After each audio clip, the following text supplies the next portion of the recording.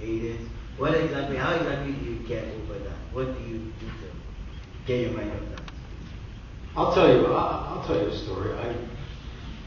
I was in New York working in theater, and there was a play at this very popular theater company called Naked Angels, and they did this.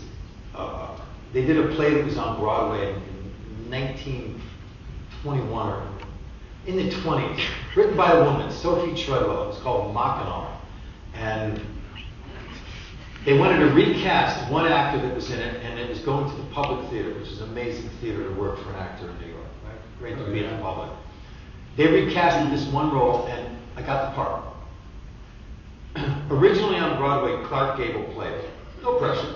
Nothing to live up to. So you have the big opening night party, and you know, everybody waits around till midnight till the papers come on, and they get the New York Post. Love the play. It's a rave review. Loved everybody. And there's 20 characters in the play. They point out 3 or 4 on one of them. Great. Daily News comes out. You know, they love it. It's a rave. Point out 3 or 4 characters on one of them. Oh, great. The New York Times comes out. Loved it. They loved everything about this production except the last paragraph. They had to talk about the one thing that really didn't work about it. And his name was William Fichtner. And he went into detail. And this was Frank Rich, that at the time was this famous critic, that if he didn't like you, your life was... And that was just one of the... Talk about a lesson of getting through, because the show ran for 3 months. I had to show up every day and really had a word with myself about it has to be more than just what someone else says about you, or I'm not going to be able to do this show. And a woman that I knew at the time, a teacher who was incredible, she gave me a book 2 days later called No Turn Unstoned, which is a book about the worst reviews ever written about everybody. There was a page in there about Katharine Hepburn's first time on Broadway where it says, the reviewer said, Katharine Hepburn ran the gamut of emotions from A to B. And just, I mean, I finished this book and I'm like, you know, that was pretty good for me. I was damn, he liked me. He liked me. So, I don't know, since that point, I really kind of believe you go with the good, go with the bad. Believe both or nothing. Isn't it really about the experience? And it changed because a couple of years later, I got a play with this very famous stage actress, Julie Harris, 5-time Tony winner. And I cared about this play so much that I told myself, no matter what happens, I'm not going to read a review because I'm having such a great time, an amazing time working with her. And I didn't until the show closed about 3 months later. It was at this theater in New York called the Lortel Theater. And the night that it finished, we had a closing party, and I went home, and the theater company, Circle Rep, gave me an envelope with all the reviews that were written about it. And when we opened the show, people were, you know, walking by going, and I'm like, no, I don't say anything, I don't want to know. Because the experience was so good. I didn't care, good or bad, didn't matter. Show closed, opened up the envelope, read them all. There was an article in Time Magazine. This gentleman wrote something about me in Time Magazine, about this performance. And as great as it was to read everything, you know what? It still didn't match how good it was to do the show. And it taught me something, and I don't really check it out to this day.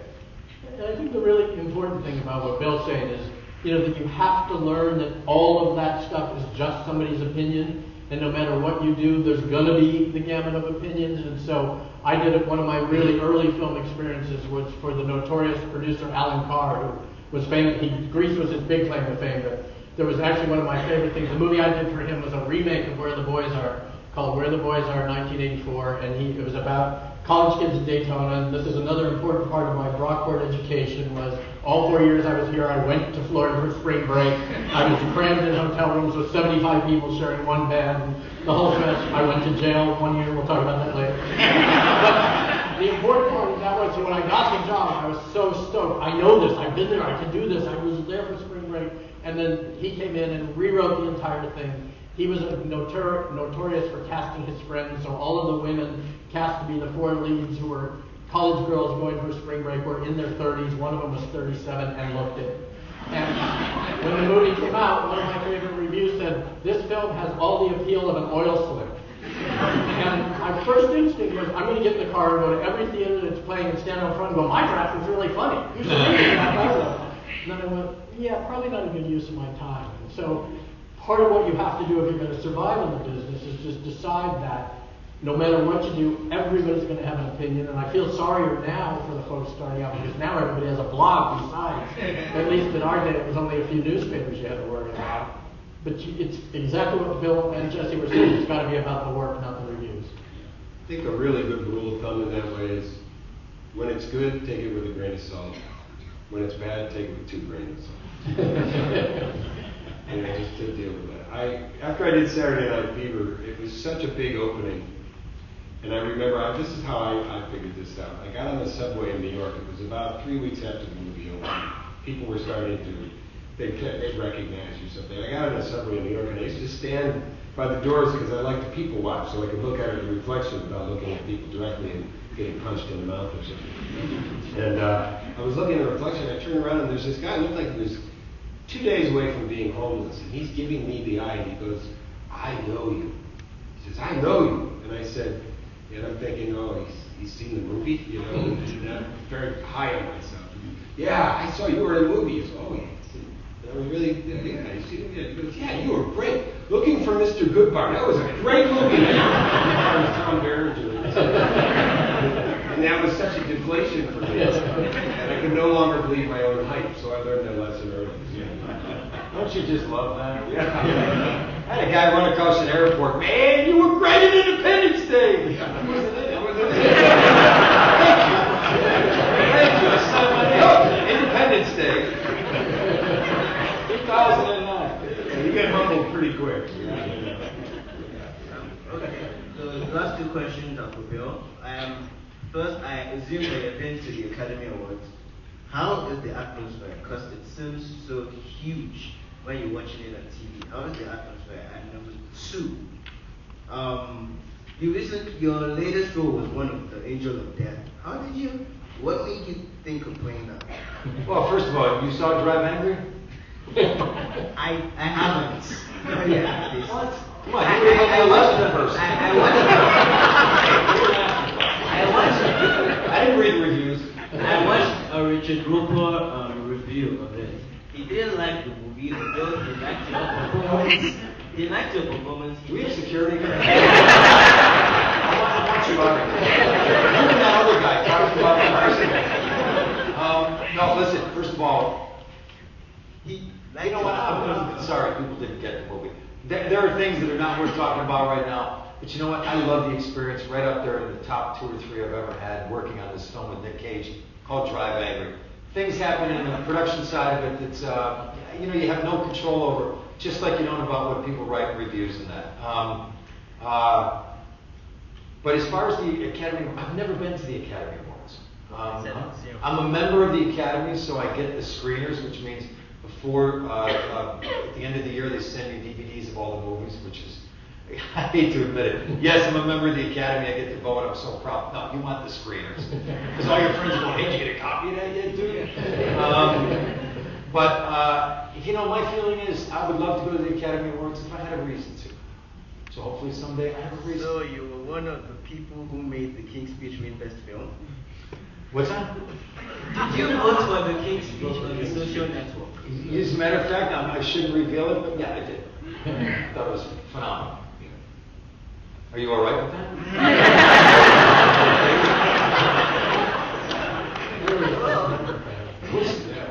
I did like the social Can we talk later? I would love to. I'm kidding.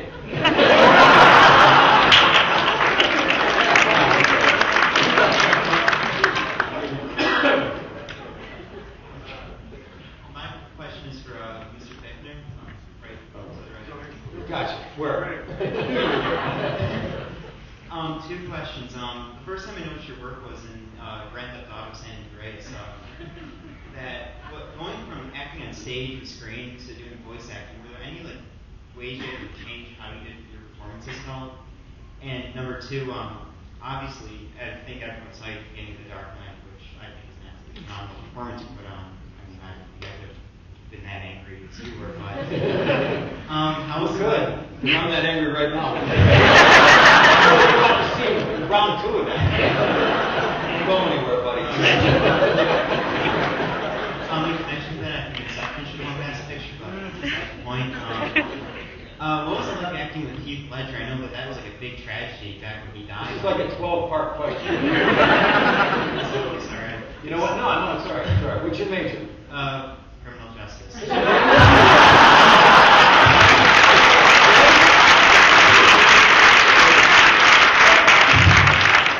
can't make this shit up. But the point is, very inquisitive, eyes are open, you're doing something right here on this campus. You know what? First of all, the voiceover question's got to go to this young man. But I will say this much, that, it was just, you get in front of a mic and you try to find it. And it's, you're in your own world and you're in your own head. And it's not that different than when I'm home alone and I'm thinking about something that's going to be on camera. It's not that different to me. I'm animated being alone, thinking about it. I swear every time that I go to do, I shoot a movie and then I have to do some ADR work, some loops, some lines on it. A car horn beeped in the background, you didn't get that line. I can't stand doing ADR because I pull my neck out a lot.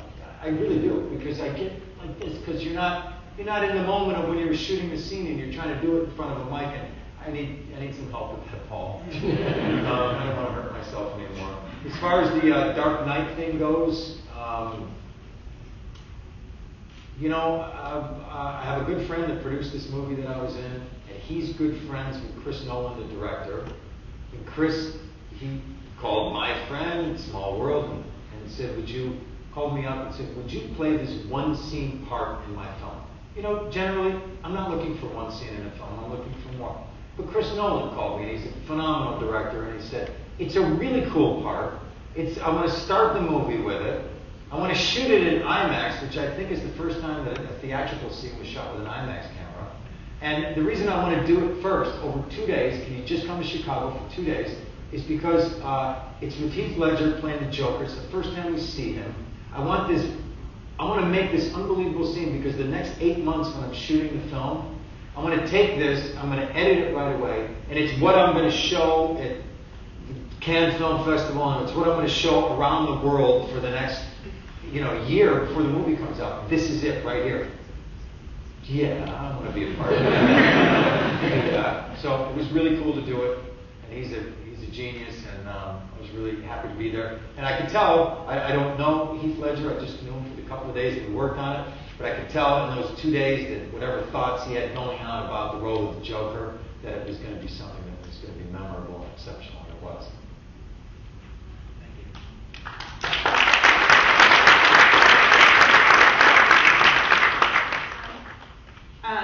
First of all, I want to thank Stu for playing before time. Not because I know, like 10 years you kept my brothers out of my hair, so thank you. You're welcome. The question for all 4 of you. I know that as a writer and acting in high school, there were franchises that I wanted to be a part of. I would kill to be a part of, and I guess I'm just curious as to what franchises the 4 of you would kill to be a part of.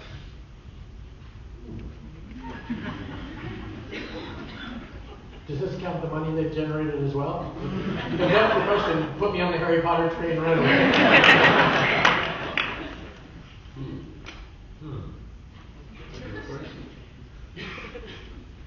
don't know. What about that thing you were writing for me? It's in the works now. Oh, yeah. And you were going to produce for me. Yeah, It's happening. and we were going to co-star. How about that one? I was going to go to the Golden Eagle Prize. Let's mull that one over. We'll get back to that. That's an interesting question, because there's a lot of, as franchises go, some actors don't like to get caught in doing franchises. Michael Keaton walked away from doing Batman. I think it was one of the biggest mistakes he ever made, because he was so successful at it. But some actors don't want to be caught doing the same thing over and over and over again. It's kind of a personal choice. Others, they've done very well with it. Why wouldn't? Look how well Matt Damon has done with the Bourne series. He's done very, very well with that. And he's very athletic. And they're great characters. Sean Connery with James Bond, or any of those guys. So that's an interesting question. I think that the franchise I would most like to be connected to is the next big franchise. Because if you think about all those things, they were iconic. You know, the larger things, even on television, like Dick Wolf. If we get one more, you know, Law and Order, the type of things like Miami Vice, you know, Miami, whatever it is. CSI Cincinnati. It's like New York, CSI Miami, Virgin, you know. So it depends. A lot of times, those kinds of things, like even getting a TV series. You know, a lot of actors, dream about, oh gosh, I just want to get a series. But there's a good side and a bad side to that. You know, you get on a series and you work for like 5 years, but then you may not work again because that's what people identify you with. And as an actor, you want to have a career. One good thing about our job is that you never have to retire. Because when I'm 90, I'll be playing 90-year-olds. You know what I mean? So it's that kind of, you want to have a broad career. So you don't necessarily want to become a part of a franchise. Even I forget his name, the lead fella in Lord of the Rings, went off to do something totally different in order to try to break that. It's going to take him probably another 5 years. He's going to have to grow up and become so very different in order to do something. So it's not always a good idea to be a part of a franchise. But if you can make some history by being a part of something and then move on to do something else, that's really what you want to do.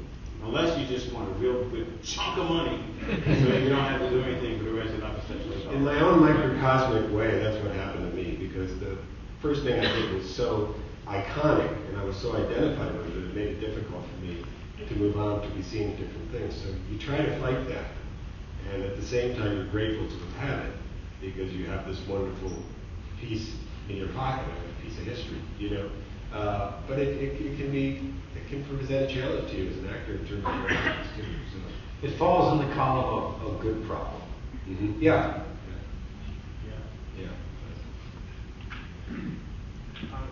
Hello. This one's for Mr. Fichtner. Do you prefer being the character actor that you are to prefer that more than like a lead man status to experience different roles of the character and not typecast, or I was just wondering your opinion? I would love to be typecast as the leading man. I would love that very much.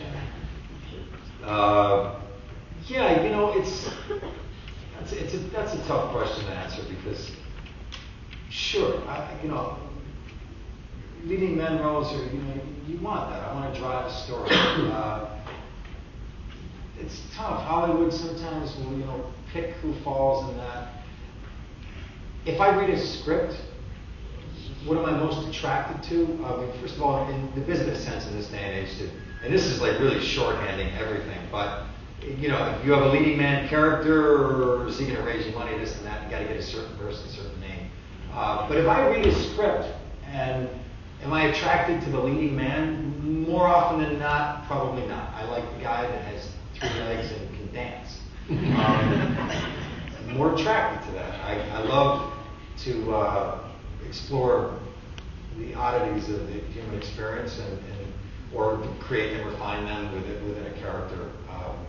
I think more often than not, I'm probably thought of as a character actor. I've had people say to me, "Do you mind if I call you a character actor?" And I'm like, "No, it's fine. That's what I like to do. It's what I really love to engage in." So, hey, if I'm in a leading man movie next year, I'm going to be really happy about it. That's why I actually started to write. That's right, buddy.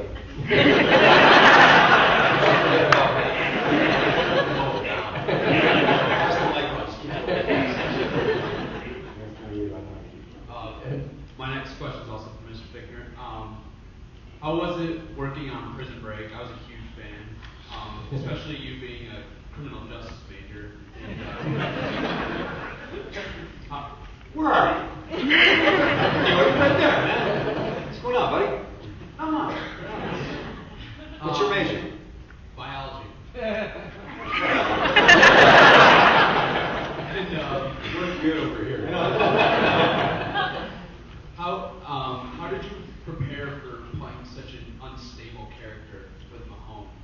I'll give you an example of this business. I just moved to LA in the house that my wife said we had to. And we're literally moved in 5 days before that. And my agent calls me on a Tuesday and says, hey, listen, I know you just finished working on this television show. Maybe you don't want to do television right now. The show that already shot 1 season called Prison Break. They sent the first 2 episodes of season 2, 22 episodes in a season. Look at it. I know you're not thinking about it, but check it out. I think you're going to find it interesting. Just get back to me by tomorrow morning, because you got to travel tomorrow night because it starts shooting the next day, and it shoots in Dallas. Called her back, and I'm like, who did they lose? Was that really their first thought? You know they had somebody that was like, I'm in, I'm out. Great, I feel good about that. Seconds all the time, just like you did to me. So I said, I read it, and I thought, no, maybe, yeah, it's really cool. Read both of them, and went there. And a lot of times, I think, like Paul was saying earlier, and Jesse was saying, you know, there is more time in film. It's just an hour television show that's, 42 minutes of airtime and a 50-page script on average. You're going to shoot that an hour-long show in 7-8 days. 50 pages in a feature film, even independent, even guerrilla filmmaking, you're going to have 8 days for 50 pages. And big studio films, you might shoot 50 pages in 3 months. So you have to move. I think if you identify with the character, if there's something about it that's a hook for you. When I read the first Prison Break script, the very first one of season 2, it was an FBI agent that when nobody was looking, he started popping pills. I'm like, well, what's that about? That's really cool. I mean, is he freaked out? I mean, what is he hiding? The second episode, he's the camera finds him in the morning, like, as the sun's coming up, staring at the bird bath in the backyard. Also, really cool. Did that at Brockport a few times. But I was staring at a bird bath. To me, as an actor, this is amazing. I'm thinking, wow, what's going on? Call the writers, they tell you a little bit. That was enough for me to identify with that because, you're flying in a TV series. You find the character. I'm somebody that feels if an actor really cares about his work in a series after 7 or 8 shows, don't ask the writers, ask the actor. He knows the guy. So I had enough in those 2 episodes to think I could dive into this no matter what, and commuted from Dallas for the next 2 years and hopped in. I hope that answers the question. My question would be directed to all 4 of you. As Stu kind of touched on before, being successful in the entertainment industry is largely dependent on who you know and what your connections are. Upon graduation, I plan on pursuing a career in talent management, one day aspiring to be an agent. Is there any advice any gentleman can offer about pursuing this career path? The great thing with the agency business is it's the mailroom. And it always has been and still is in terms of an entry-level position, especially if you have a degree anywhere related. Most of the major industries in town start everybody in the mailroom. And what is great about it, and it's very similar to what I got to learn at the Herald Examiner, is part of your job in the mailroom is learning the personnel. And one of the things that I would say in terms of advice is immediately start reading Daily Variety, start looking at trade papers, because the other thing you want to be conversant in is who the players are. And so the more you know, I just read yesterday, so-and-so just signed to do this movie with this producer and this thing's happening. When you can be conversant in that language, when scripts are coming through the mail, or when you're sorting people's mail, when you're seeing who's getting the most attention, you start to kind of put the pieces of the puzzle together in terms of how the whole thing works. And similar to my opportunity as a copy boy, because I got to be in all of the departments, and I got to take mail to the sports guys, and I got to take mail to the news desk, I started to meet people and talk to them. And when you're dropping some off, hey, I see your coffee's out, can I run and get you some more while I'm here? Just anything that you can start to do to make yourself a presence is going to happen. And then the other thing, similar to what I was saying earlier about you never know who on which set is going to go where in the next couple of years, most of those people in the mailroom have similar aspirations. They want to be agents eventually. They want to work their way through. So you got to start networking with your peers as well, because they're going to be the future of the business. And so just get your foot in the door in any way you possibly can. Meet everybody you can. And then the other advice I gave in the acting class, don't be an asshole. And that's it. Can I ask you a question? Sure. Aesthetically, why do you want to be a talent agent?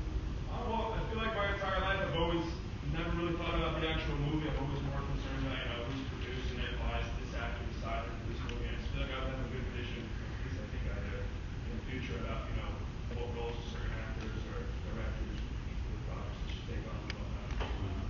The reason why I ask you is because a lot of talent agents, people get into the business for different reasons.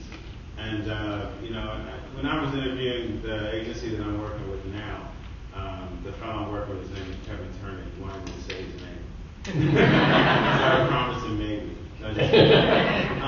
But one reason why I'm working with him is because he has a depth of commitment. He said, I want to work with people who are serious about what they do with their craft, and I want to do everything I possibly can to make sure that their voice is heard. And that's why he's a talent agent. A lot of talent agents, they get it because, I want that 10%. If I can just get that one good horse in the stable, I can ride that puppy to, that kind of way. So you have a personal reason why you're doing it, and hopefully something that will be fulfilling for you as well as helpful, for the people that you're going to be representing. Because then the people that you represent are going to feel that. They'll know you're going to be good. Talent agents work hard. They work their butts off, in order to do what they're doing. So I think it's important as an agent to have a real strong sense of why you're doing what you're doing, because you're going to need that to go through the steps that Stu just described. And it's also going to put you head and shoulders above other folks that are into it for other reasons that are not as strong. Keep that reason. Jesse. Yes. When I told Garth Fagan. Wait. Right here. Okay. I told Garth Fagan and Jesse Guthrie, Warren Critchlow, that. Is that? Carbon. Dude! For inside jokers, we graduated the same year from this college. And when I told them you were going to be here, they all wanted to be here, and they send their love and their respect to you, and they're very proud of what you have done, as I am as well. And I told them that I would come bearing that message to you if I had a chance to talk to you. So that message I bear to you. I love.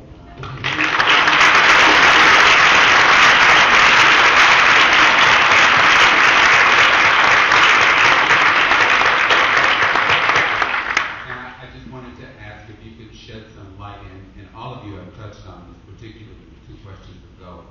I'm very interested in the incredible pressure that influence that Hollywood has on this country and in fact on the rest of the world. And I wish that you could talk about it. I could ask this question in a number of different ways, but in this context, I think this is the best way to go about it. The pressure and the influence and the typecasting, if you will, and the way that things have to be sort of narrowed so that they're understood really quickly, and the effect that that can have on the perceptions of thousands and millions of people, particularly the young people that are in this audience today. Please address that. That's first of all, Carter, dude. Wow, that's amazing. It's just like 2 people saying Gary Owens is here, so you're the head of the European, and he and I were students here together. That's real special. But Carter, dude, wow, that's amazing. And in fact, again, I don't know how many of you guys know Garth Fagan, who received the Tony Award for his choreography for The Lion King, taught here. He started here with his dance group, the bottom was about their butts. And he started with students who, or actually they weren't even students, they became students that were not even dancers. And he developed an amazing career. So I had such love for them and all the guys, Steve Humphrey, all the Roger, all the guys. It's amazing. It influenced on me. As a matter of fact, when I was in class with Garth, I took a dancing class with him. It was called Integration of the Arts, which was great because then I didn't have to do a whole lot of technique. There's a lot of people who are so much better than I am. And I did this one piece to a poem, And he said, "You finally got it. You finally got it." Then he says to me, "But you have to make a decision. Do you want to speak with your mouth, or do you want to speak with your body?" And I said, "I'll speak with my mouth first, because I'm really not that good." So, but that's a great question, because when I was younger, as a young boy, and seeing the civil unrest and difficulty between two people, the media has the most influence around the world, especially now that it's global.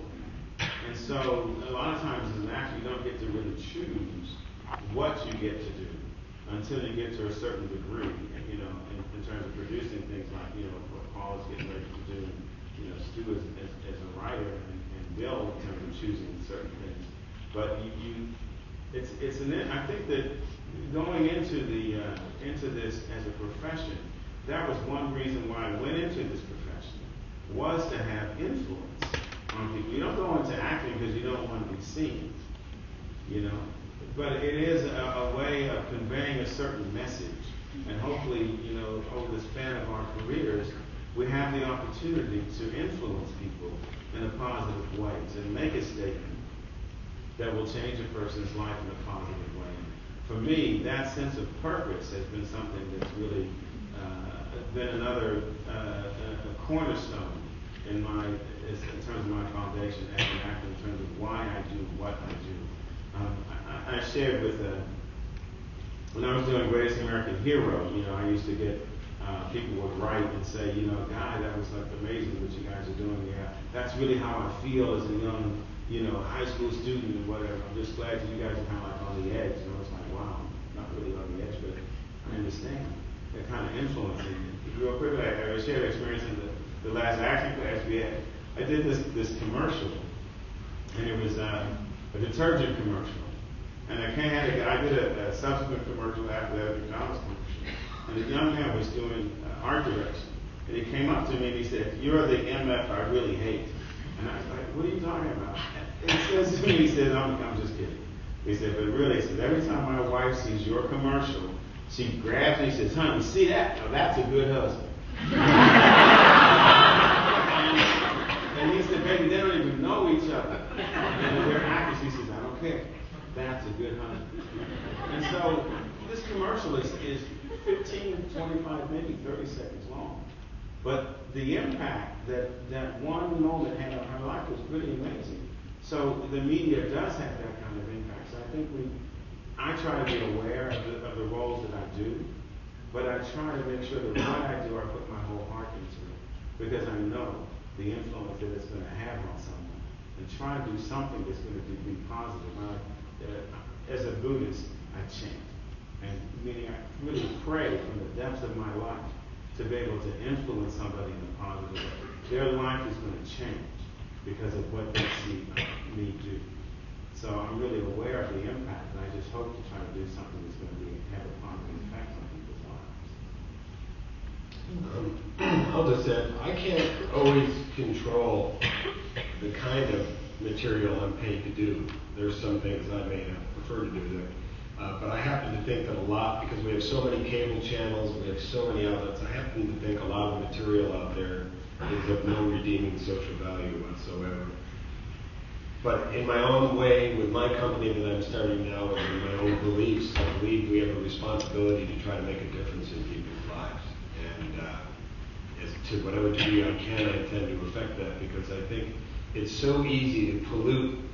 People tend to take in what they see too often as the truth, as reality. They reflect that back. And we are in an era where I think a lot of what gets reflected back is not really that attractive, not really that good for us. And we have to dig deeper, look at it, and be more selective. It's out there. So I think each of us in our own way are doing our best to reflect not what's only best for the audiences that we have here in the United States, but in the world, because it is a global community now. I think if we can do that as a whole, we can keep the level of awareness, intelligence about our media above, and therefore be fairer to the world and to ourselves as people, as humans, being perspectives. And the thing that I want to go off of what Paul said that's really important is the key word that he mentioned that I think is so important for any of you who aspire to do this is responsibility. And the bulk of my career ended up being in family films and family product. And when I first got into that, after doing some of the teen things we were talking about earlier, my kids were really little, and the first thing that I noticed was when they hooked into a video, they were watching it 40 times a week.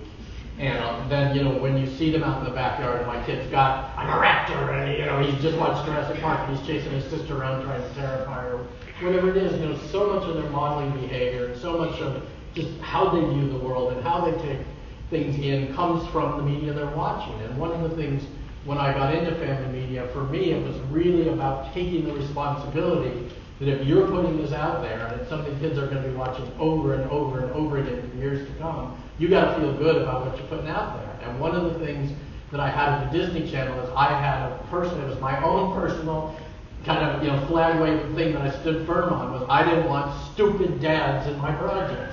Because I was so tired as a dad taking my kids to the movie and, mom's got to go to the market and suddenly there's bubbles coming out of the washing machine and the baby's in the oven and the diaper's on the chicken and because the dad's an incompetent idiot, they can't be left alone with the kids for 10 minutes. And I would get in fights with them and they would say, well, he seems really calm and responsible. It's like, yeah, that's okay to put out there. And the thing that's great about working at the Disney Channel is they will kill a parent before they will ever allow divorce in their movies. So that was the other big battle I would have a lot of times. They would go, well, we really want this to be a single parent household. Well, can we deal with the fact that they're divorced? No, they're not divorced, the mother died. I'm warning you, go back and check the entire Disney canon, not just Disney Channel. But you will find many more dead parents than you will. And the only time they dealt with divorce was the fantasy the parents had, where the parents got back together. And then you screwed out a whole other generation of kids because their parents didn't get back together. So the point of that is you have to take responsibility for what you're doing, and you have to, as Jesse was saying, acknowledge that this matters and it does have an impact, and people take it seriously and take it to heart. So be responsible for what you're putting out.